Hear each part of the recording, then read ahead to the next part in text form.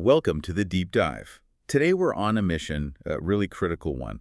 We're going to try and decode the pretty specialized world of B2B pricing. That's right. And value capture and, of course, high-stakes negotiation. Yeah, exactly. This isn't about, pricing the cup of coffee. This is about how these huge global industrial companies, the ones selling incredibly complex machinery, integrated systems, that kind of thing, how they move beyond that simple cost-plus model. Right. It's all about how they optimize their entire profit structure. And the source material we have today is, well, it's a very sophisticated stack of corporate knowledge. It really is. We're blending, core finance concepts with some really advanced statistical modeling and then getting into these super granular negotiation strategies. So if you're prepping for a big meeting or maybe you're leading a sales team, this deep dive is, I think, the ultimate shortcut to understanding how world-class B2B monetization actually works. And before we dive into all the dense data, we have to talk about what I think is the single most powerful and maybe even counterintuitive idea here. It's what we're calling the core paradox of price leverage. We're going to show you precisely why a tiny and, minuscule change in your price, say just a 5% increase, can deliver exponentially higher profit gains. So much more than you'd get from a major expensive push to boost sales volume or cut your operational costs. The leverage is, well, it's a total game changer. It really is. If you leave this deep dive remembering nothing else, just remember this. Price is the #1 profit lever, period. So our roadmap today is pretty comprehensive. We'll start with the math, then we'll try to define and quantify this subjective concept of value. Then we'll trace how profits just leak away through what they call the notorious pocket price waterfall. Love that name. And finally, we'll get into the weeds on negotiation tactics that professional buyers and expert sellers use in these multi-million-dollar deals. Okay, let's get right into it. Part 1, the core math of profit and price awareness. We have to lay the groundwork here, the sort of financial foundation. And the principle is simple. Profit is sacred. Right. We have to start with clear definitions, though. So, price. That's just the amount given in payment, the sticker price, basically. Okay, simple enough. Then revenue is just the total income from all those sales. Right. And cost is the total of all the resources you spent, whether they're variable, changing with volume, or fixed like your overhead. And then there's the metric that I think sales teams live and die by, contribution margin. Yes. That's your selling price minus your variable costs. It's the incremental cash you get in your pocket for selling just one more unit. Is it worth its number? Exactly. Yeah. If you sell a machine for $100,000 and your materials and labor cost $60,000, your contribution margin is $40,000. And then, of course, the most subjective, but also the most critical metric of all, value. Yes, the big one.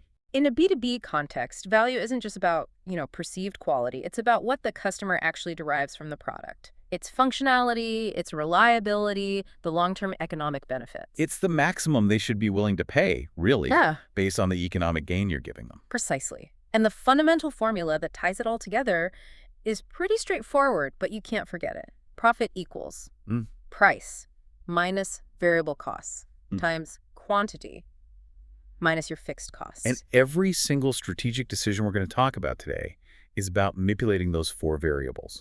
But, and this is the key, not equally. Not at all. And this is where we get to the moment of truth. The sources use this brilliant standardized case study to prove the immense power of price. Okay, let's walk through it. So imagine a typical industrial company. Their price is $100 per unit. Okay. Variable costs are $60. They sell 1 million units. 1 million. Got it. And their fixed costs, so R&D, overhead, all that, are $30 million. So if you run that math, that's a $40 margin times 1 million units minus 30 million in fixed costs. That gives you an initial total profit of $10 million. 10 million, that's our baseline. Now, let's see what happens when we pull the major levers by just a modest 5%. This is the fun part. Let's start with price. The company puts through just a $5 price increase. So from 100 to 105, a 5% change. Right. The margin per unit jumps from $40 to $45. And assuming they sell the same 1 million units, the new total profit is $15 million. That is a 50% increase in total profit. 50%. Just stop and think about that. A 50% profit growth from a 5% price change? It sounds almost fake until you realize how leveraged that base calculation is. It's pure leverage. Now let's contrast that with the other things companies pour billions into. Like sales volume. Exactly. Let's look at volume. So what if the company tries to get that gain by increasing the quantity sold by 5%? So selling an extra 50,000 units, the profit only increases by 20%. It hits 12 million. So you need massive capital investment, marketing campaigns, sales training. All for a 20% profit bump. Right. And what about the other big one? Operational efficiency, cost cutting. Yeah, the relentless focus on that. If they focus purely on cutting costs and manage to decrease their variable costs by 5%, dropping from $60 to $57 per unit, profit goes up by 30%, reaches 13 million. Which is good, but it's still nowhere near the 50% gain you got from just tweaking the price. And what this proves, really, is that cost reduction and volume generation they're fundamentally constrained. Yeah. You can only cut costs so far before you hit zero, or, more likely, start sacrificing quality. And boosting volume requires huge, risky capital expenditure. But price. Yeah. Price sits directly on the profit line. It gives you instant exponential leverage if you can make it stick. And this brings us to the big warning that the source material basically screams from the rooftops. Price reductions are the single most dangerous profit destroyer. Absolutely. If a 5% increase gives you 50% more profit, just run that math backward. A 5% price cut from that $10 million baseline, it wipes out half your profit. Immediately, you drop to $5 million. And to make up for that $5 million loss, you'd need to increase your sales volume by 100,000 units, a 10% increase, just to get back to where you started. The burden of proof to justify a price cut is, well, it's astronomical. Okay, so holding that price is everything. Yeah. But it's hard, right? You're constrained by the market structure. Right. The market price is always that point where supply and demand meet, and that's dictated by your competitive situation. In B2B, you're either in a space with strong competition or maybe a few big players. An oligopoly? Well, an oligopoly, yeah. Or a monopoly, which is pretty rare these days in industrial sectors. And the concept that just terrifies every B2B manufacturer is commoditization. Oh, it's the nightmare scenario. It's this slow, kind of insidious process where a product that used to be unique, highly differentiated, like a specific motor controller, it just becomes perceived by the market as simple, interchangeable. It happens when that initial tech advantage you had erodes, or when customers can just easily swap your product for competitors. And once commoditization sets in, the market shifts to what economists call perfect competition. Which means the only way you can win is by being the cheapest. And that impact is just devastating. It strips away your pricing power immediately. If the customer sees no meaningful difference between you and brand X, they're going to pick based on the lowest price. It forces you into this margin-destroying race to the bottom. Which is why the whole strategy of value-based pricing, which we're about to get into, is basically an exercise in anti-commoditization. Exactly. It's the active, continuous effort to prove that your product is not a commodity and that the economic benefits it delivers justify a premium price. Okay, but even if you have a perfect price list and you've avoided commoditization, profitability isn't just about the sheer number of units you sell. It's critically about something called mix effects. Yes. It's about what you sell and, maybe even more importantly, who you sell it to. This is such a classic mistake, right? Focusing on the average when you should be obsessing over the specifics. For sure. Let's use this scenario from the material to illustrate this. We'll keep the price and the total volume the same. Okay. Imagine a company sells 20 total units. Each one costs $9 to make. You have two customers. Customer A pays $10, so you make $1 of profit per unit. Got it. Customer B pays $15, so you make $6 of profit per unit. Big difference. Huge. Now, in scenario 1, the company has a 50-50 mix. They sell 10 units to customer A, that's $10 total profit, and 10 units to customer B, which is $60 total profit. The total profit is $70. Makes sense. Now look at scenario 2. Total quantity is still 20 units. Prices are still $10 and $15. But this time, the company strategically shifts the mix of sales toward the higher margin customer B. So they sell fewer units to the low profit guy. Exactly. They sell only 5 units to customer A for $5 of profit and 15 units to customer B for $90 of profit. And the total profit jumps to $95. Jumps to $95. And notice, The prices, the variable costs, the total volume, all of that stayed exactly the same. That $25 increase in profit is purely because they optimized the sales mix. So the strategic implication is crystal clear. Your sales teams should not be incentivized just on total volume. No way. They have to be incentivized to sell the right products to the right customers, the ones who value it more and generate a higher profit contribution. Not all revenue dollars are created equal. And that really sets the financial stage. It proves that price and mix are your most potent levers. Now we can jump into part 2, value-based pricing strategy and list management. This is where we figure out how to actually set that optimal price. Okay, so we've established that setting the price is critical. Yeah. But how do these big professional B2B organizations actually do it? Our sources review the 3 standard methods. They don't waste any time critiquing the 2 lesser models. No, they don't. First up, you've got cost plus pricing. It's simple, it's easy, and it's super common, especially in engineering-led firms. Oh, the classic approach, right? Here's what it costs us to make. Just add 20% and ship it. Exactly that. And the critique is brutal. It completely ignores what's happening in the market, what competitors are doing, and most importantly, it leaves huge amounts of customer willingness to pay, or WTP, just sitting on the table. Right. If your product is incredibly valuable but happens to be cheap to make, Cost Plus ensures you capture none of that extra value. None of it. The second method is competition-oriented pricing. This is often used by smaller players or in really crowded sectors because, it's pretty easy to get competitor pricing data. So you just price a little below competitor A or a little above competitor B. Right. But this relies on a really dangerous assumption that your competitor's pricing is somehow optimal. Which is very unlikely. Highly unlikely. And it also fails to incorporate your own unique advantages, your brand premium, or the specific cost savings your solution provides. It just leads to pricing yourself into the middle of the pack. The definition of mediocrity. Which brings us to the superior method, the hallmark of B2B excellence, value pricing. This completely flips the script. Instead of starting with your costs or what your competitor charges, you start by identifying and then quantifying the specific value you provide to the customer. It definitely demands more upfront work, more research, more data. But the payoff is just immense. That's for sure. The whole goal is to set your prices as close as you possibly can to the customer's true economic willingness to pay, fully incorporating your own advantages and brand strength.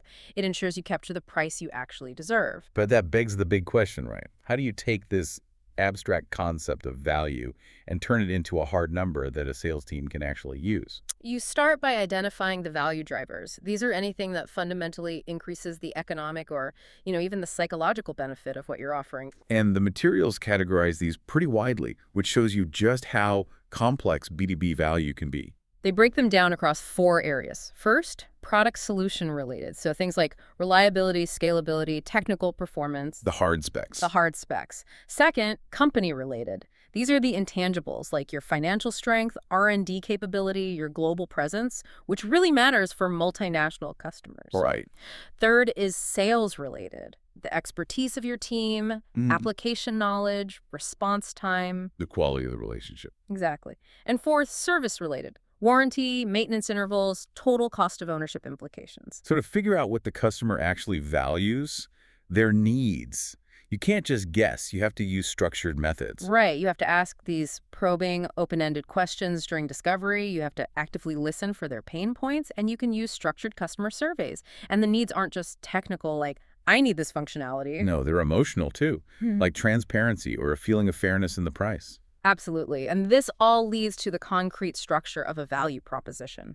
A really strong one has to be customer-oriented and follow this clear 3-part hierarchy. You have to translate a product feature into a function that results in a measurable customer benefit. Okay, let's break that down. So if you're selling, say, a variable speed drive, you don't just talk about the tech. Right. The feature might be our VSD has an integrated harmonic filtering circuit. Okay. The function of that is this filtering results in less electrical noise and better power quality in your facility. And then the crucial part, the customer benefit, is this reduces your risk of expensive unplanned downtime for sensitive equipment, saving you X amount per hour of operation. And you must quantify that X. This is where the source material had that fantastic, detailed example where they itemized the benefits in hard currency. Right. They took 4 common benefits and assigned a calculated annual saving to each one, Yeah. like reduced maintenance effort, less product projections on the line. Improved handling speed, and faster error identification, which cuts down on technician time. And when you add it all up, the total quantified benefit came to $239,000 per year. $239,000, that number is gold. It's everything. It's the objective economic justification that lets your sales team walk in and say, yes, our sticker price is high, but we're justifying it because we are delivering nearly $250,000 in guaranteed annual savings. It totally reframes the negotiation. Yeah. It moves it away from a conversation about cost and toward a conversation about ROI. Okay, that works perfectly for your big flagship solutions, but let's zoom out to the sheer scale of some of these companies, like ABB. They're managing, what, hundreds of thousands of different product SKUs across dozens of global markets. Yeah, you can't do a custom $200,000 value calculation for every single component and bolt. That's the ABB scale challenge. The solution is what they call the price maps methodology, which creates a structured, rational list price hierarchy for the entire portfolio. It's really the only way to manage that complexity without just falling back on arbitrary cost-plus formulas. And it relies on, first, identifying your leading products. These are your highest revenue generators, your high-velocity products. Or it's just the strategically important flagships. They become the price anchor for everything else. So the list prices for all the related follower products, the components, the different sizes, the variants, they're all derived from that anchor using logical, predefined ratios based on feature differences and value increments. It's basically a three-step process for getting list price consistency. One, you price the base product using that intensive, value-based method we just talked about. Okay, for your anchor product. For your anchor. Two, you determine your premiums and adders. For specific value driver levels, you define these clear monetary add-ons. Right. This is where we get into those technical details. Yeah. Like the base drive unit is for a standard mounting, but the customer needs a cabinet installation instead. That might be a predefined adder of, say, plus 3,000 euros. Or if they need a higher spec EMC filter moving from the standard C3 to the more robust C2 filter, that technical upgrade justifies an additional 2,800 euros. And it's so important that we explain why the customer pays that. It's not just for the component. That C2 filter is often required for regulatory compliance or to reduce operational risk in sensitive environments. So that price isn't for the filter. It's the price for compliance and risk reduction. Exactly. That's the value justification. And the third step is just applying clear systematic categorization to make sure the whole portfolio is priced consistently with these rational adders. And this is where that advanced analysis tool, the STAR analysis, comes into play. STAR strategy for tariffs is a quantitative quality check on your pricing structure. It uses regression models based on objective product performance metrics like nominal power or horsepower. So conceptually, the model is asking, if price should logically increase as performance increases, where are our list prices deviating from that smooth trend line? Right. It creates the smooth, mathematically optimal price curve, and then the analysis flags any products that lie way below or way above that curve, which indicates an inconsistency. A classic example would be what? The 55 kilowatt product and the 45 kilowatt product are priced exactly the same. Exactly. The STAR analysis would flag that 55 kilowatt variant and show that, based on its performance, its logical price should be higher. It finds loss margin and corrects these misalignments across the whole catalog. So it removes the guesswork and corrects all those historical anomalies that creep in over time. And it ensures you're systematically capturing the maximum list price possible for every single product tier. But setting the perfect list price is only half the battle, because the moment that price leaves the building, it starts to melt away. Which brings us to part 3, price execution and leakage control, and the infamous pocket price waterfall. The journey from the list price to the money that's actually left in the company's pocket is, well, it's often disaster. It really is. So let's define the terms here. The list price is your anchor. The net price is what's left after you apply that first visible discount. But the true number, the one that really matters, the actual money left after all the deductions, is the pocket price, the net price. And the gap between the list price and that pocket price is all your hidden profit leakage.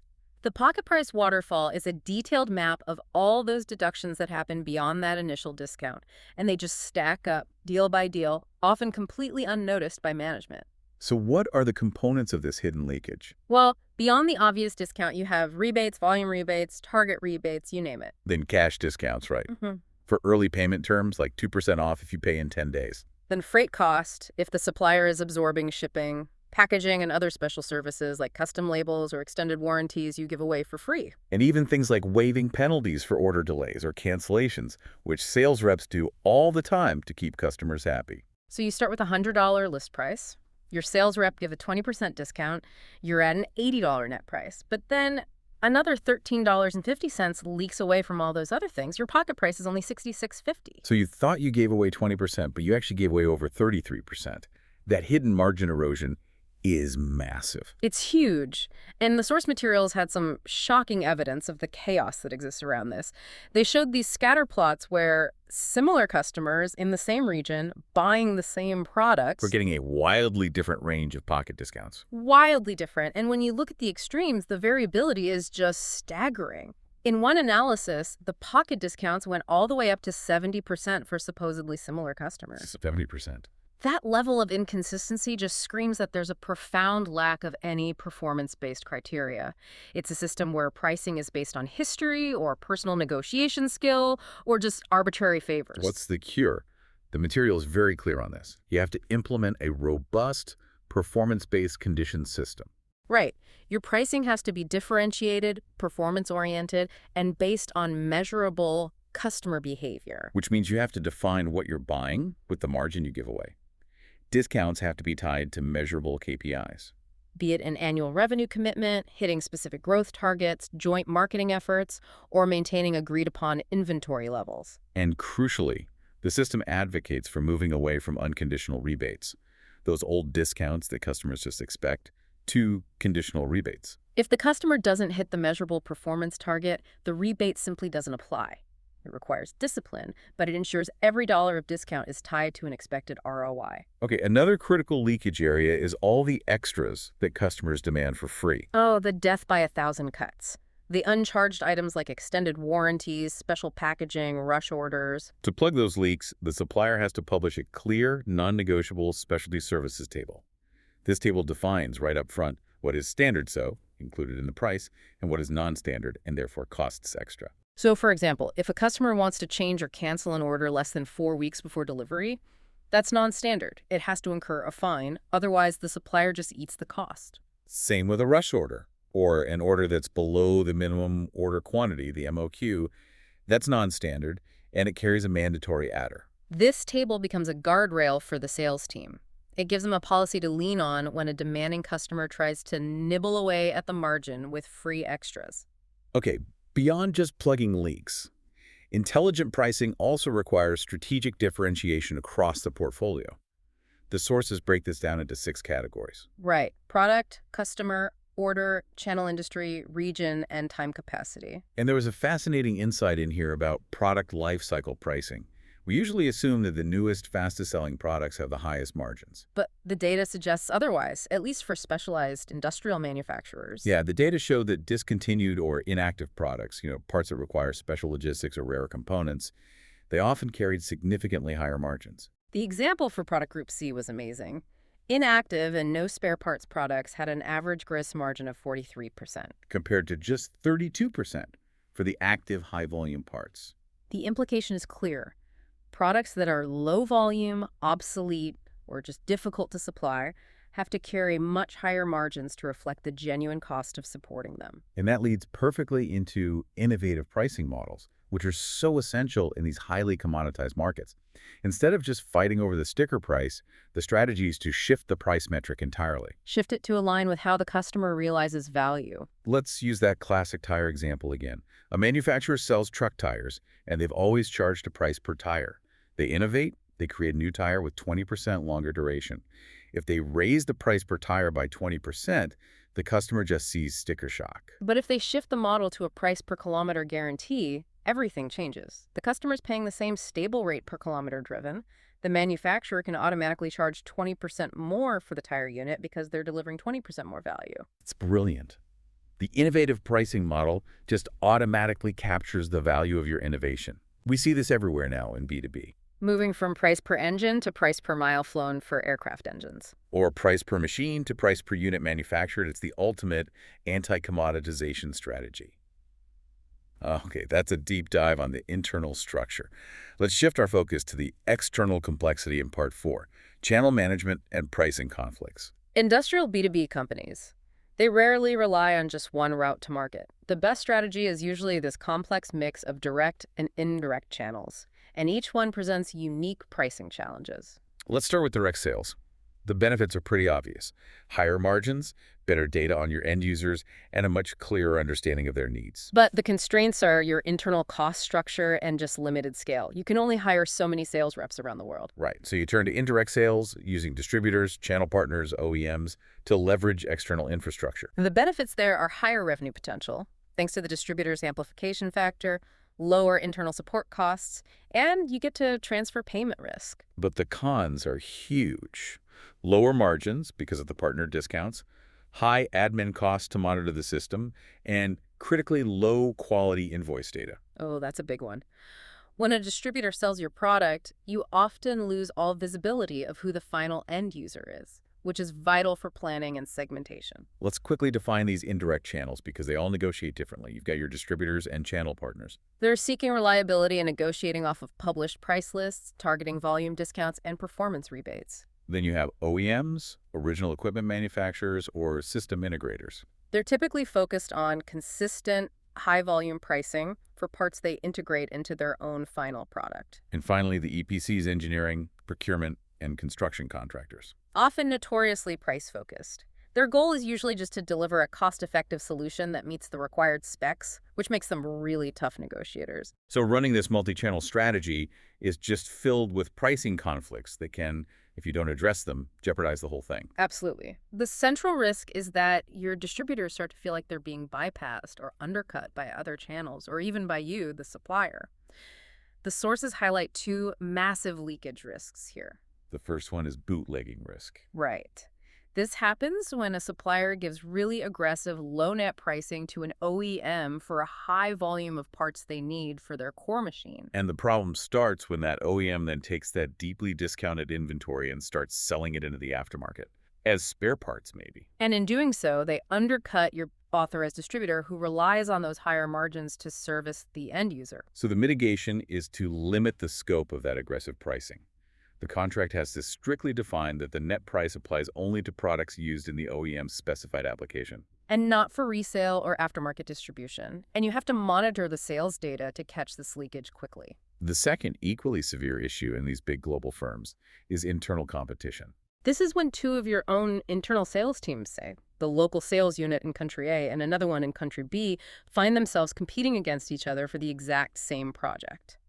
So country A might be bidding on an EPC project, completely unaware that country B's OEM client is also bidding on the same project, using their deeply discounted parts. And your own two teams start a price war against each other. It's just massive margin destruction and inefficiency. The solution has to be comprehensive global project transparency. The material really emphasizes that you need rigorous identification and tracking of all major projects in a system like Salesforce.com. You have to know when your own units are about to compete, so you can assign a lead unit and coordinate the pricing strategy globally. Okay, the final frontier of channel strategy is digital. E-commerce. Suppliers have options here. You can launch your own e-commerce site, you can use a big third-party marketplace like Alibaba, or you can sell through your distributor's own platforms. But introducing digital channels has this massive inherent conflict. It dramatically increases price transparency.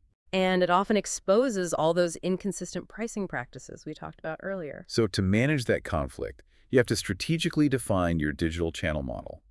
Is it an open shop, where your list prices are visible to everyone, which makes price differentiation almost impossible? Or is it a closed shop, where pricing is only visible after a user logs in, and it's differentiated based on their region or application or their predefined customer group? And the strategic recommendation really leans heavily toward the closed shop model, especially for complex B2B sales. It lets you maintain control over your pricing hierarchy. And you have to segment your digital audience. You have to understand who they are. Are they the efficiency seeker who just wants a fast transaction at a low price? Or the support seeker, who needs complex configuration tools and technical advice? The relationship seeker who values consistency and personalized service? Or the traditionalist who just prefers the old way of doing things? Your platform has to cater to your highest margin segment. And one final word of caution here. When companies first launched these platforms, they sometimes found that their angry channel partners just quit. They felt bypassed. So a step-by-step introduction of the e-sales channel, maybe starting with non-core products, is really recommended to manage those partner expectations and minimize the conflict. All right, that sets the stage for execution. Let's move to part 5. Advanced value assessment tools. This is where pricing moves beyond just negotiation and history and into, well, rigorous data science. If you want to stop guessing, you need these tools. First up, and you could argue this is the most necessary one, is total cost of ownership or TCO analysis. We have to constantly emphasize to B2B buyers that the upfront purchase price is often just a tiny fraction of the product's true cost. Exactly. With industrial machinery, operational expenses, energy, maintenance, repairs, downtime, that can easily be 5 times more relevant than the initial capital expenditure. TCO analysis forces the discussion to shift from your product costs X more than brand Y to your product saves me Y over 5 years in reduced energy costs. It gives you that objective apples-to-apples comparison. The challenge isn't the math, really. It's getting the customer to look past their immediate procurement metrics. A good TCO calculation gives the sales team the hard evidence they need to justify a big price premium. Next, we have to address that elusive concept, willingness to pay. One of the most common and powerful survey methods here is the Van Westendorp price sensitivity meter. This relies on asking customers 4 specific questions about price thresholds. And the beauty is its simplicity and how it maps customer psychology against a potential price range. The 4 questions are, at what price would you consider this product to be too cheap, so you'd question the quality? Yeah. At what price would you consider it expensive, so you'd start looking at alternatives? Right. At what price would you call it cheap, like a bargain? And at what price is it prohibitively expensive, so you'd just never buy it? And by plotting the cumulative responses to those 4 questions and looking at where the lines intersect, the analysis identifies these key price thresholds. And crucially, it identifies the zone of indifference. This is the price range where psychological resistance is at its lowest. So within this zone, the supplier has maximum pricing freedom and can push through price increases without triggering a major loss of volume. It gives you objective data on perceived value limits. Okay, moving from customer surveys to internal intelligence, we have the Expert Pricer tool. This is designed for rapid quantitative analysis based on the knowledge that's already inside your own organization. Right. This tool just aggregates the informed judgment of your internal experts. Sales, marketing, product management, the people closest to the market. They're asked to estimate how volume would change at different price points. And while the input is subjective, the output is ruthlessly objective. The tool plots 3 curves based on their estimates: the volume curve, the resulting revenue curve, and the resulting profit curve. And this analysis lets the company find the actual sweet spot. For example, the experts might agree that a plus 2.5% price adjustment is the revenue optimal one. Meaning if you go any higher, you'll lose too much volume and your total revenue will actually go down. But because of that price leverage we talked about in part 1, the profit optimal price adjustment might be higher, say plus 5.0%. And that reveals a powerful insight. Chasing maximum revenue leaves profit on the table. The tool forces the company to focus on maximizing profit, not just revenue. Okay, finally, for really complex products with lots of features where customers are constantly making trade-offs, the pinnacle of quantitative analysis is conjoint measurement. This is a powerful statistical method that models customer preference by forcing them to choose between alternatives. You show them hypothetical products defined by multiple attributes: brand, price, horsepower, and you ask them to make trade-offs. Like, do you prefer brand A with 10 horsepower for $1,500 or brand B with 7.5 horsepower for $1,000? Exactly. And by analyzing thousands of these forced trade-offs, the model calculates part worths or utilities. These are the benefit units the customer assigns to each feature level. And the ultimate goal is monetization. Once you know the utility of a feature, you can convert it into a specific monetary willingness to pay. The source material had a great example of this. If you find that increasing the horsepower from 7.5 to 10 yields X benefit units, and you know that a price decrease of $500 yields Y benefit units, you can calculate the exact monetary equivalent. And in that specific case, the increase in horsepower translated directly into an additional WTP of $240. That level of quantification is the foundation of defensible, value-based list pricing. You can prove statistically why that feature costs more and why the customer should be willing to pay for it. It elevates the whole pricing discussion from subjective opinion to verifiable market science. Okay, we've set the price, we've quantified the value, we stopped the leaks. Now we enter the final, most sensitive stage.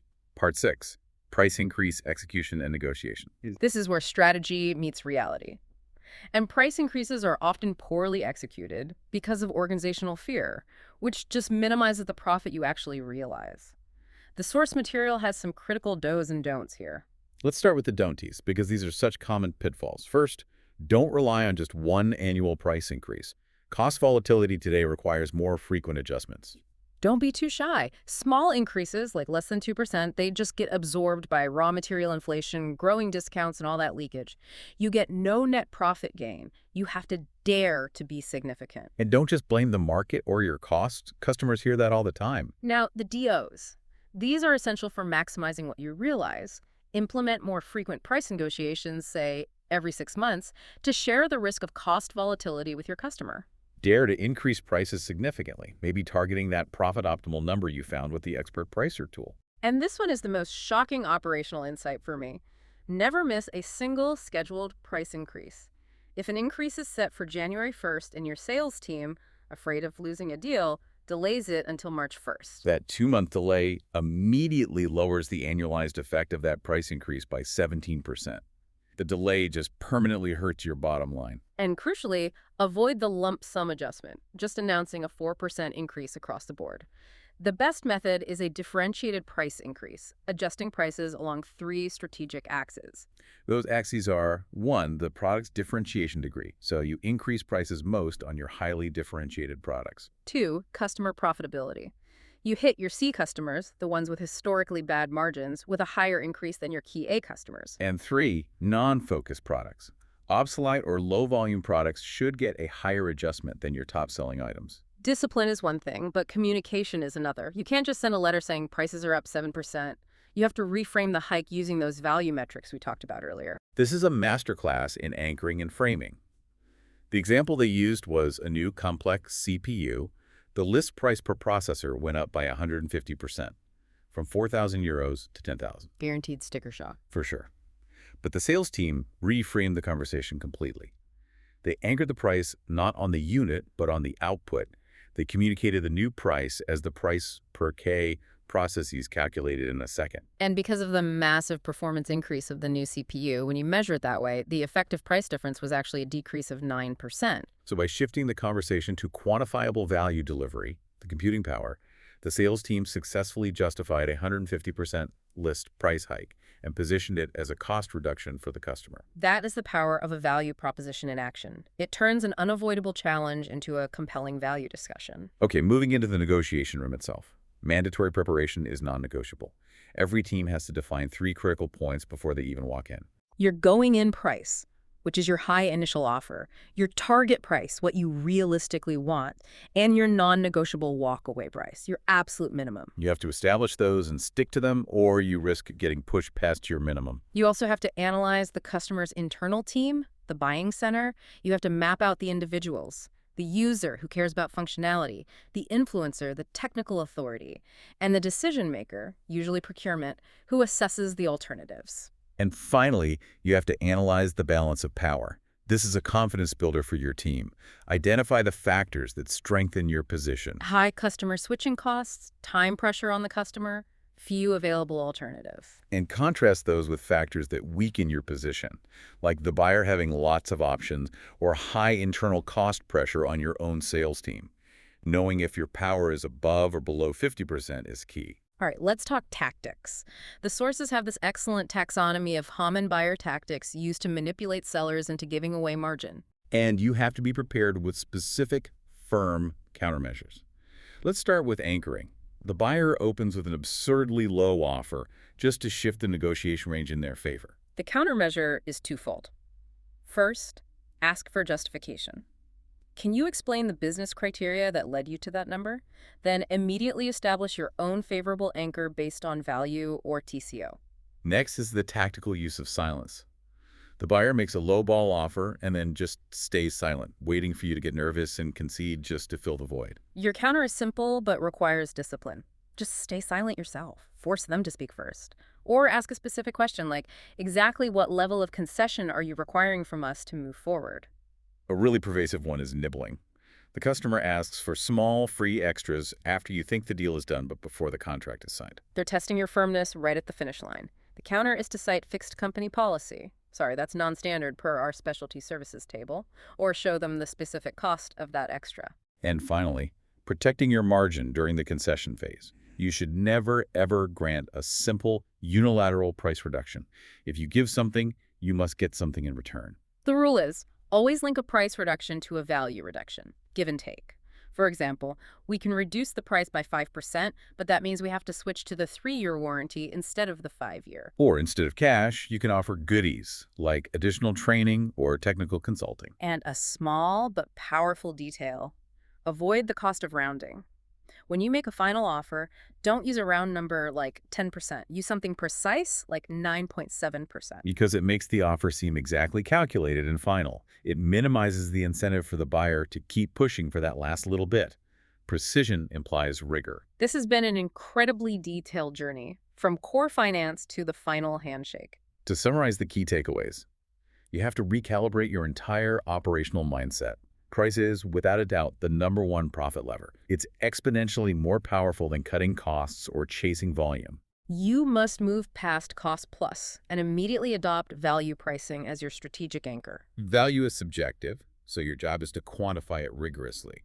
Use powerful tools like TCO, Van Westendorp, and conjoint measurement to really establish willingness to pay. And you have to plug your profit leaks by moving away from arbitrary discounts and implementing systematic, performance-based conditional rebates, all managed through a transparent pocket price waterfall. And finally, be disciplined, be frequent, more than once a year, and be firm in implementing price increases, backing every single one with demonstrable value, and reframing the conversation away from cost per unit. And toward price per unit of performance. Now for our final provocative thought, which really highlights the critical risks in executing this whole strategy. Right. The source material is brutally honest that when you implement a new performance-based pricing system, you will inevitably create 2 groups: winners, who get a price reduction because they've earned it, and losers, who get a price increase because they were historically over-discounted. And in one company's analysis, 2.9% of customers became winners, but 18% became losers, a much larger and probably much angrier group. So here's the question. What strategic communication steps must a company take to leverage the loyalty of the winners without allowing that much larger population of losers to damage long-term relationships, spread negative feedback, or immediately jump ship to your competitors? How do you realize the profit without destroying the relationship? That's the high-stakes management challenge that comes after you've mastered all the math.